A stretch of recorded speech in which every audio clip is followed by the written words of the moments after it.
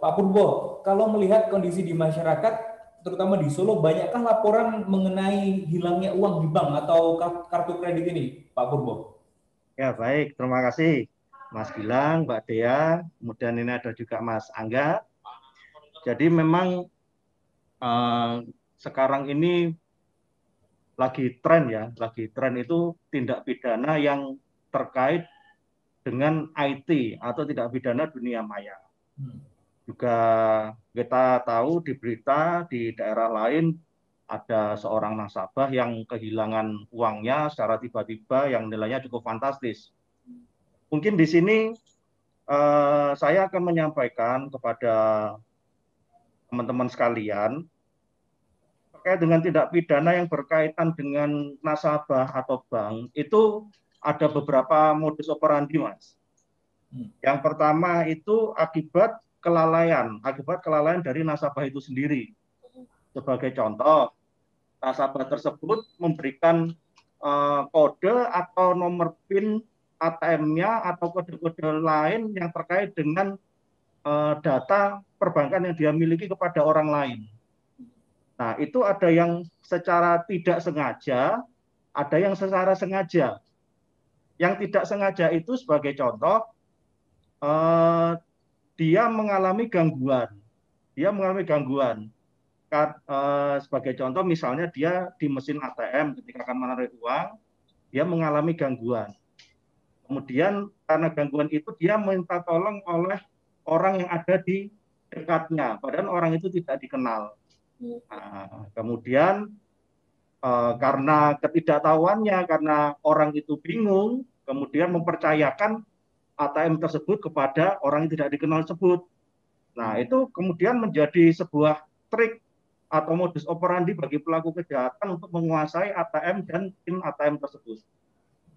Yang berikutnya, yang secara sengaja itu sebagai contoh, sekarang ini banyak penipuan-penipuan yang memberikan seolah-olah orang tersebut memenangkan sesuatu. Nah, memenangkan sesuatu sehingga eh, orang tersebut atau korban tersebut secara aktif karena menginginkan sesuatu yang katanya dimenangkan oleh dia, kemudian secara aktif dia menjadikan dirinya menjadi korban sebuah penipuan sehingga uang yang dimiliki di rekeningnya bisa raib. Kemudian modus yang kedua itu bisa berupa pemalsuan identitas.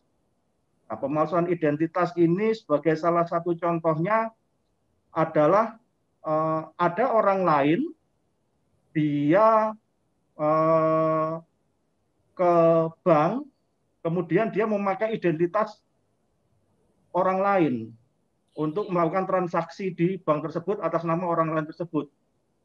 Nah, itu salah satu contoh pemalsuan identitas. Atau juga dengan menggunakan surat kuasa yang seolah-olah dia dikuasakan untuk melakukan transaksi rekening oleh si korban. Itu juga ada modus seperti itu. Yang ketiga itu terkait dengan pencurian. Nah, modus pencurian ini salah satunya yang sering terjadi itu skimming. Nah, atau apa namanya, kalau yang kita sering temui itu pencurian PIN. Nah, akibat skimming atau memasang kamera di mesin ATM. Nah, itu kemudian yang terakhir itu bisa terjadi karena adanya kesalahan sistem dari perbankan tersebut.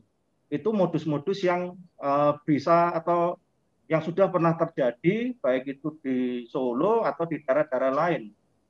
Nah, kemudian tadi dari testimoni menyampaikan bahwa penanganannya sudah dilaporkan sekian bulan, kemudian bagaimana bentuk penyelesaiannya. Nah, ini mungkin perlu saya sampaikan bahwa memang penanganan perkara-perkara yang terkait dengan IT, terkait dengan dunia maya ini tidak mudah ya, tidak mudah, tidak segampang kalau kita mungkin menemukan tindak pidana yang langsung kita temui sehari-hari sebagai contoh pencurian. Nah, tidak semudah itu. karena kita harus melewati beberapa regulasi atau beberapa birokrasi. Nah, regulasi dan birokrasi itu yang memang diisyaratkan oleh undang-undang. Sebagai contoh, kita ingin membuka data dari nasabah. Nah, yang kita patut duga bahwa nasabah tersebut adalah pelaku tindak pidana. Nah, itu kan membutuhkan proses. Dan juga untuk menghadirkan dari sebagai contoh dari pihak perbankan atau dari pihak-pihak lain yang diduga ada terkait dengan tindak pidana yang terjadi. Itu juga membutuhkan waktu, apalagi di masa pandemi COVID ini tentunya kita sama-sama akan mengalami hambatan terkait dengan pemeriksaan seperti itu. Terima kasih sudah nonton. Jangan lupa like, subscribe, dan share ya.